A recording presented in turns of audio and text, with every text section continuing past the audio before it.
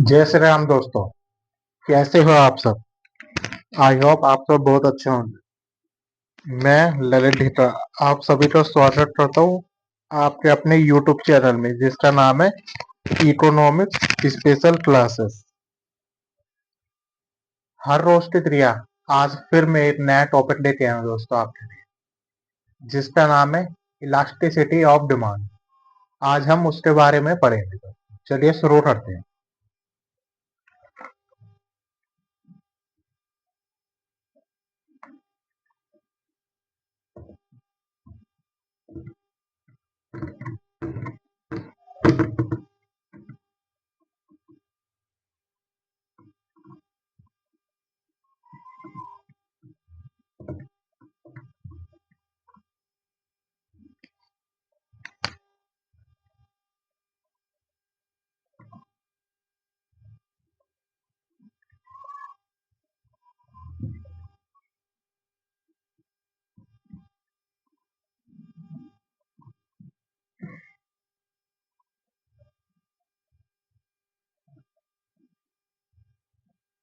Elasticity of demand दोस्तों, मैंने आपको डिमांड का चैप्टर पढ़ाया था। तो इसे कहा जाता है इलास्टिसिटी ऑफ डिमांड को। ये लॉ ऑफ डिमांड का एक्सटेंशन है, यानी जहां पे लॉ ऑफ डिमांड खत्म होता है वहीं से इलास्टिसिटी ऑफ डिमांड शुरू होता है। क्या कहा मैंने? जहां पे लॉ ऑफ डिमांड खत्म होता है वहीं से अपना काम करना शुरू करता है इलास्टिसिटी ऑफ डिमांड। कैसे? चलिए मैं आपको बताता हूँ कैसे। लॉ ऑफ डिमांड क्या कहता है? लॉ ऑफ डिमांड कहता है, सबसे पहले तो मैं बता देता हूँ ये जो कॉन्सेप्ट है ये दिया था अल्फ्रेड मार्शल साहब ने।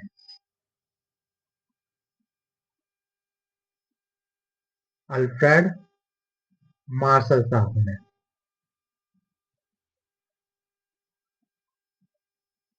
मार्शल साहब ने सबसे पहले आप ये देख लीजिए, ये कॉन्सेप्ट किसने दिया था? ये दिया था अल्फ्रेड मार्शल साहब ने दिया था। कब दिया था ये दिया था 1890 में। 1890 में ये अल्फ्रेड मार्शल साहब ने ये कॉन्सेप्ट दिया था। उनकी एक बुक थी, प्रिंसिपल ऑफ इकोनॉमी।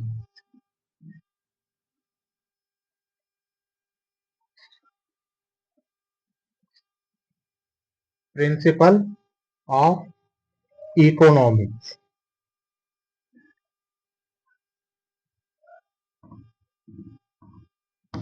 सबसे पहले तो 3 क्वेश्चन तुम्हारे यहीं पे बन गए। ये इलास्टिसिटी ऑफ डिमांड, ये चैप्टर कहाँ से आया? ये दिया है अल्फ्रेड मार्शल साहब ने, जो बहुत बड़े अर्थशास्त्री रह चुके हैं। अल्फ्रेड मार्शल साहब। कब दिया था? ईयर 1890 में, 1890 में। इनकी ये बहुत फेमस किताब है जिसमें इसका जिक्र किया गया है। उसका नाम है principle of economics. Principle of economics, इसमें इसके बारे में बताया गया है। ठीक है दोस्तों, चलिए अब आगे बढ़ते हैं। लॉ ऑफ डिमांड के बारे में बता रहा था मैं, वो पढ़ते हैं।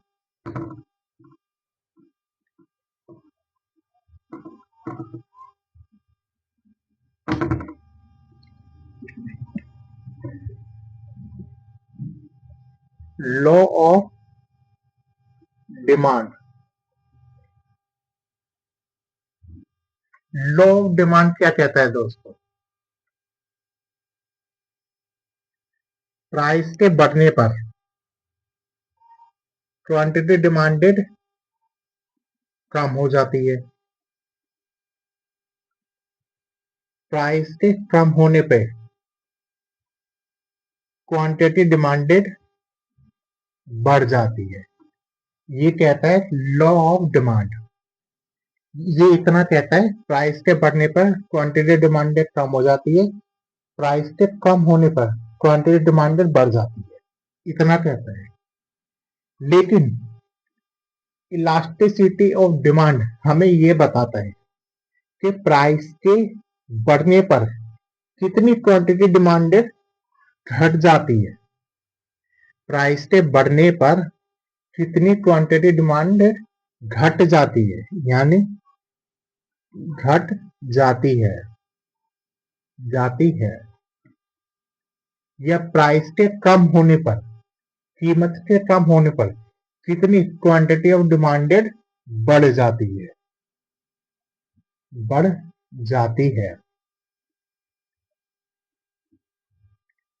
ये बताता है इलास्टिसिटी ऑफ डिमांड। ये बताता है इलास्टिसिटी ऑफ डिमांड। चलिए एक एग्जांपल से इसे समझने की हम कोशिश करते हैं।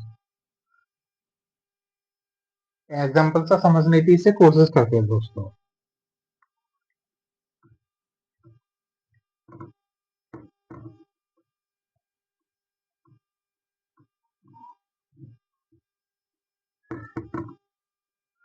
इलास्टिसिटी ऑफ डिमांड के दो फॉर्मूले होते हैं दोस्तों।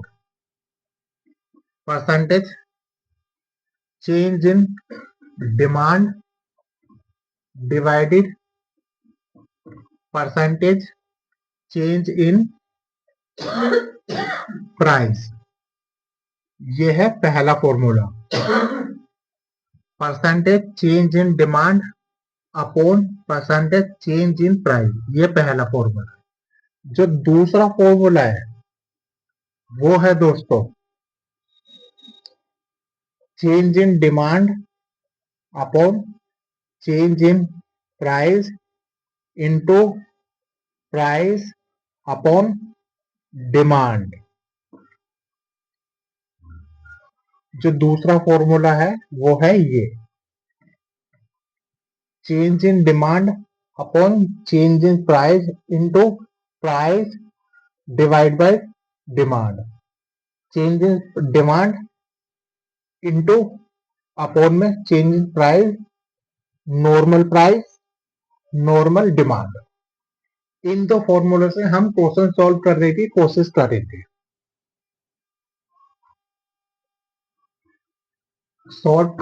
कोशिश नहीं, सॉल्व करेंगे। मान लीजिए किसी वस्तु का प्राइस, जो प्राइस है वो 100 रुपए है और उसकी डिमांड 1000 रुपए है। प्राइस बढ़ के हो गया दोस्तों P1, प्राइस बढ़ के हो गया 150 रुपए। तो डिमांड घट के हो जाएगी दोस्तों D1 750 रुपए। ये क्वेश्चन हमने एग्जाम्पल ये ले लिया, ये एग्जाम्पल हमने ले लिया। इसमें फॉर्मूला लगेगा दोस्तों change in demand upon change in price into सामान्य प्राइस सामान्य डिमांड। इसे सॉल्व करो सॉल्व, फिर मैं आगे बताता हूँ। चलिए मैं बताता हूँ सॉल्व करके। चेंज इन डिमांड कैसे निकालेंगे?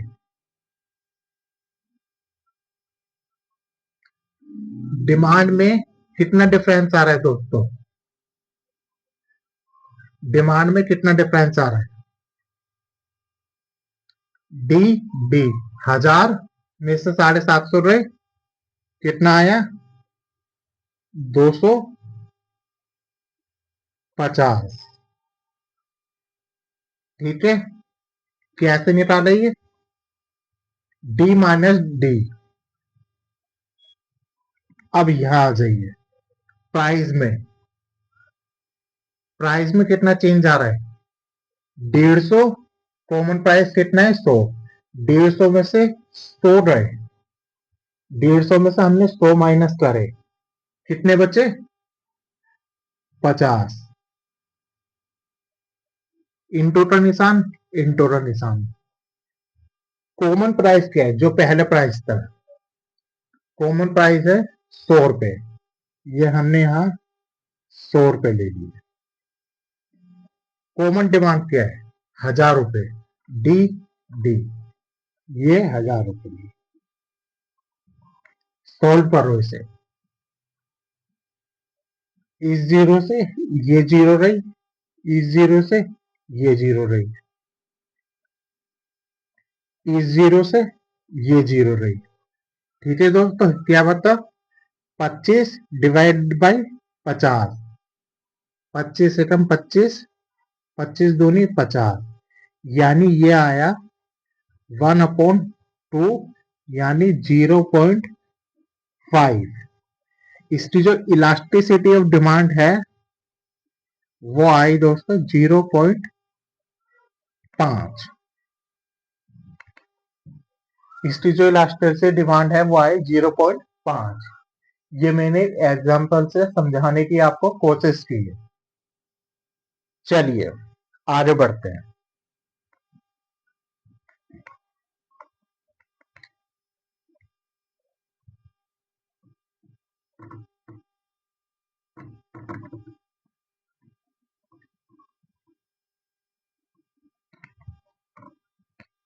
इलास्टिसिटी ऑफ डिमांड की दोस्तों 5 सिचुएशन होती है। वो 5 सिचुएशन को आज हम पढ़ेंगे। पहली होती है परफेक्टली इलास्टिक। पहली होती है perfectly elastic. Perfectly elastic.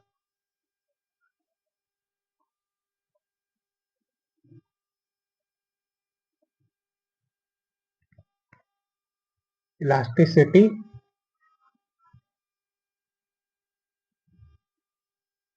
Perfectly elasticity of demand. पूरा लिख देता हूं।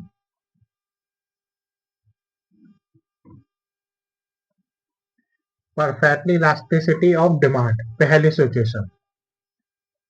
ये क्या कहती है दोस्तों? कि प्राइस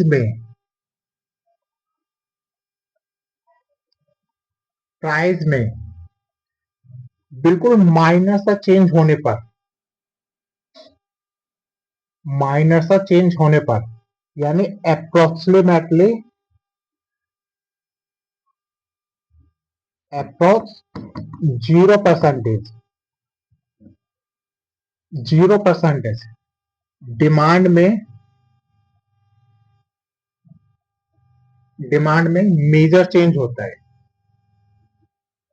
मेजर चेंज होता है।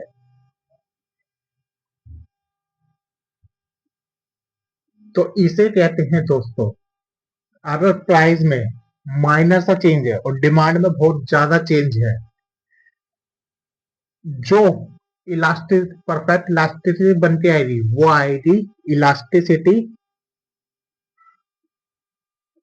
इनफाइनाइट। मतलब प्राइस में माइनर सा चेंज, कोई वस्तु 1000 रुपए की है, उसकी कीमत बढ़ के 1000 रुपए एक हो गई। कोई वस्तु 1000 रुपए की है, उसकी कीमत बढ़ के 1001 हो गई, तो क्या सभी लोग उसकी डिमांड करना शुरू कर देंगे? बताइए। सभी लोग उसकी डिमांड कम कर देंगे, क्योंकि 1 रुपया उस पर बढ़ गया। वो जहां 1000 रुपए की मिल रही थी, अब वो 1001 रुपए की मिल रही है। तो क्या अब उस वस्तु को सभी लोग खरीदना बंद कर देंगे क्योंकि महंगी हो रही, 1 रुपया बढ़ गया। अब इसका ऑपोजिट सोचो, 1,000 रुपए की वो वस्तु मिल रही थी, अब वो मिल रही है 999 रुपए की, 1 रुपया कम हो गया यानी सस्ती हो गई। तो क्या अब पूरी इंडिया उस वस्तु को खरीदने लग जाएगी दोस्तों? क्या पूरी दुनिया उसे खरीदने लग जाएगी क्योंकि 1 रुपया कम हो गया? नहीं दोस्तों, ऐसा नहीं होता, क्योंकि ये एक इमेजिनरी कंडीशन है। ये एक एग्जाम्पल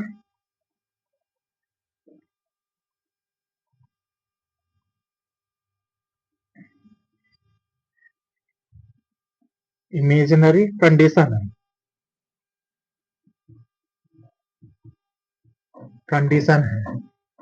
इसीलिए क्योंकि प्राइस में माइनर सा चेंज होने पर डिमांड में बहुत ज्यादा चेंज हो रहा है, इसलिए इसकी इलास्टिसिटी और डिमांड इनफाइनाइट होती है।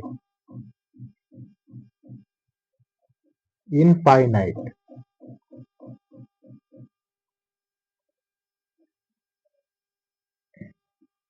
इनफाइनाइट होती है दोस्तों। प्राइस में माइनर सा चेंज होने पर डिमांड में बहुत ज्यादा चेंज हो गया, इसीलिए इसकी इलास्टिसिटी ऑफ डिमांड इनफाइनाइट होती है। और ये इसके एग्जाम्पल रियल लाइफ में कुछ भी नहीं है, क्योंकि जरा सी कीमत बढ़ने पे इतनी ज्यादा डिमांड कम हो जाए और जरा सी कीमत कम होने पर बहुत ज्यादा डिमांड बढ़ जाए, ऐसा नहीं होता रियल लाइफ में। इसलिए इसे कहा गया है ये एक इमेजिनरी कंडीशन है। ठीक है दोस्तों, चलिए अब अगला देखते हैं।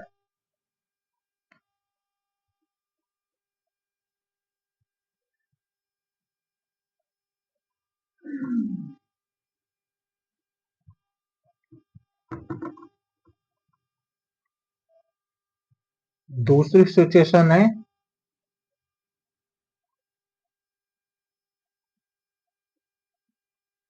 Perfectly inelastic.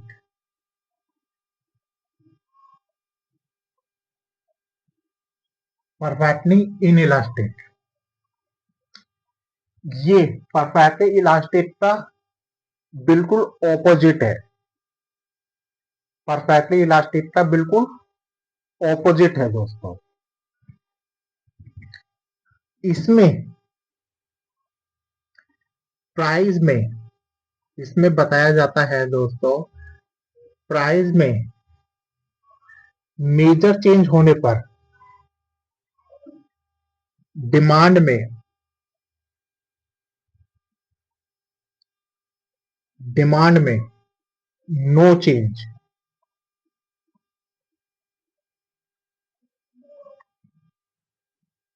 No change, price में मेजर चेंज होने पर डिमांड में नो चेंज। क्या मतलब है भाई इसका? मान लीजिए कोई वस्तु, वही एग्जांपल ले रहा हूं, 1,000 रुपए की है, वो हो गई 10 रुपए की। वो हो गई 10 रुपए की। डिमांड में मैंने बताया नो चेंज, 10 रुपए की हो रही वो वस्तु, फिर भी उसे कोई नहीं खरीद रहा। सस्ती हो रही तो भी उससे कोई नहीं खरीद रहा। वही वस्तु जो 1,000 रुपए की है वो हो रही 10,000 रुपए की, फिर भी उसे बहुत लोग खरीद रहे हैं। फिर भी उसे बहुत लोग खरीद रहे हैं इतनी महंगी होने पर भी। इसलिए डिमांड में नो चेंज दोस्तों। कहने का मतलब है प्राइस में मेजर चेंज होने पर डिमांड में नो चेंज। प्राइस चाहे बढ़े, प्राइस चाहे बढ़े या प्राइस कम हो, डिमांड में भाई नो चेंज आएगा। जो इसकी इलास्टिसिटी, परफेक्टली इलास्टिसिटी होती है, वो होती है इलास्टिसिटी और डिमांड जो होगी वो होगी जीरो दोस्तों, क्योंकि मैंने आपको फॉर्मूला बता रखा है, percentage change divide by percentage change in price. मतलब किसी भी किसी भी गुड्स का हम जीरो से डिवाइड करेंगे तो क्या आएगा, न्यूमरेटर को हम जब हम डिनोमिनेटर से डिवाइड करेंगे, यहाँ कोई भी अंक हो, कोई भी संख्या हो, उसे हम डिनोमिनेटर से डिवाइड करेंगे तो क्या आएगा, जीरो आएगा। यानी हम डिमांड को परसेंटेज चेंज इन डिमांड को परसेंटेज चेंज इन प्राइस से डिवाइड करेंगे तो इसमें जो आंसर आएगा वो जीरो में आएगा दोस्तों। ये कंडीशन आपको फुलफिल हो रही। अब अर्ली देखते हैं दोस्तों, ये इसका फॉर्मूला है।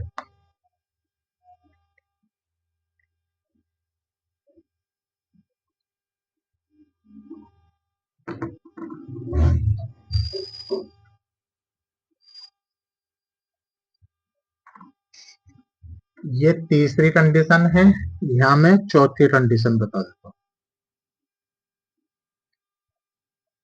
तीसरी है रिलेटिवली,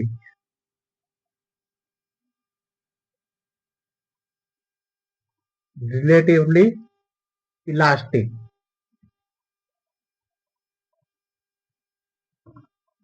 इलास्टिक इसमें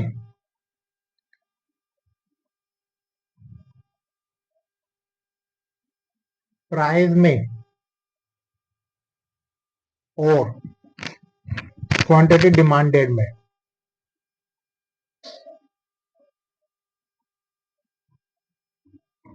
डिमांड में ज्यादा चेंज हो रहा, प्राइस में कम चेंज हो रहा दोस्तों। डिमांड में ज्यादा चेंज हो रहा, प्राइस में कम हो रहा है। इसकी जो इलास्टिसिटी होगी वो होगी दोस्तों वन, वो होगी वन। इलास्टिसिटी एक से ज्यादा होगी दोस्तों। क्यों? क्योंकि हमारा फॉर्मूला क्या कहता है दोस्तों, change in demand percentage change in demand percentage change in price. Numerator में हम मान लीजिए कोई भी संख्या लेते हैं, 4 ले लेते हैं और डिवाइड में उससे छोटे संख्या लेंगे तो उससे काटने पर 2 दूनी 4 यानी 8 से ज्यादा आएगा। 8 से ज्यादा आएगा, इसलिए ये कहा गया है प्राइस में यानी डिमांड में ज्यादा चेंज होगा प्राइस के मुकाबले।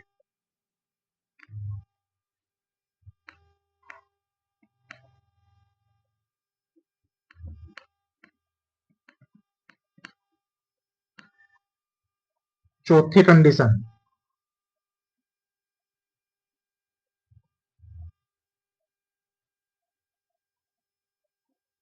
Perfectly inelastic.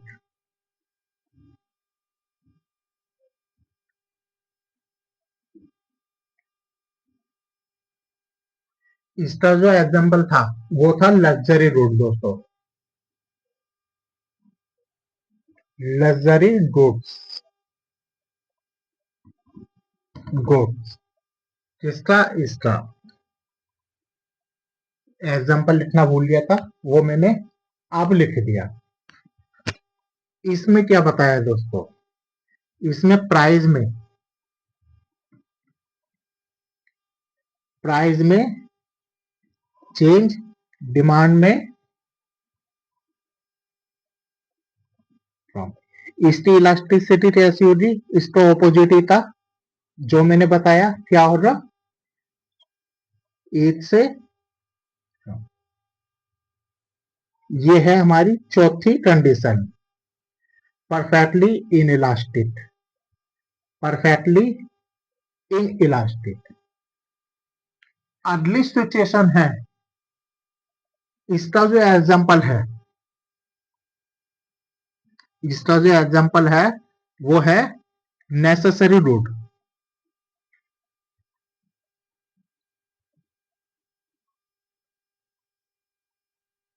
नेसेसरी ऐसे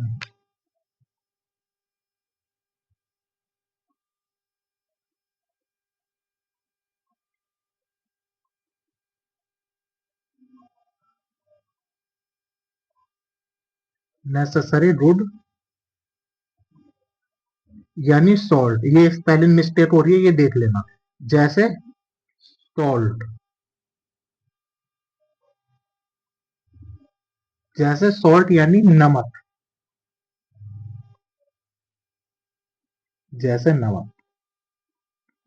नेसेसरी,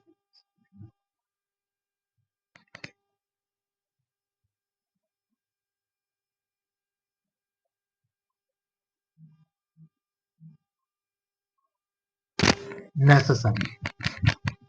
अगली कंडीशन में चलते हैं दोस्तों। अगली लास्ट एंड फाइनल वो है पांचवी condition, unitary elastic. Unitary elastic.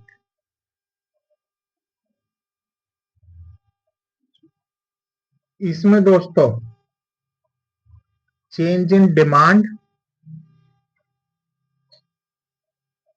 और चेंज इन प्राइस दोनों में इक्वल रिलेशन होता है। Change in demand, change in price, इसमें इक्वल रिलेशन होता है दोस्तों। तो इस जो इसकी इलास्टिसिटी ऑफ डिमांड होगी वो होगी दोस्तों 1। हमारा फॉर्मूला क्या कहता है, change in demand upon change in price. 1 कैसे आया, मान लो 20 अपॉन 20 काट दिया 1। इलास्टिसिटी और डिमांड कितनी है, 1। जितना डिमांड में चेंज हो रहा है उतना ही प्राइस में चेंज हो रहा है। जितना डिमांड में चेंज हो रहा है उतना ही प्राइस में चेंज हो रहा है। ये भी एक इमेजिनरी कंडीशन है।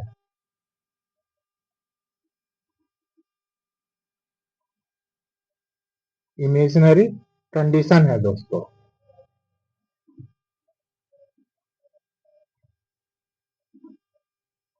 कंडीशन है, ऐसी भी, ये भी एक काल्पनिक स्थिति है। ऐसी भी कोई सिचुएशन रियल लाइफ में नहीं होती दोस्तों। यूनिटरी इलास्टिसिटी भी कि जितनी डिमांड में चेंज हो रहा उतना ही प्राइस में चेंज हो रहा, या जितना प्राइस में चेंज हो रहा उतना ही डिमांड में चेंज हो रहा, ऐसी भी कोई सिचुएशन नहीं होती, इसलिए इसे इमेजिनरी कंडीशन कहा गया है।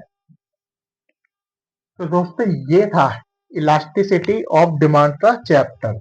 इसे हम इस तरह भी लिख सकते हैं, इलास्टिसिटी ऑफ प्राइस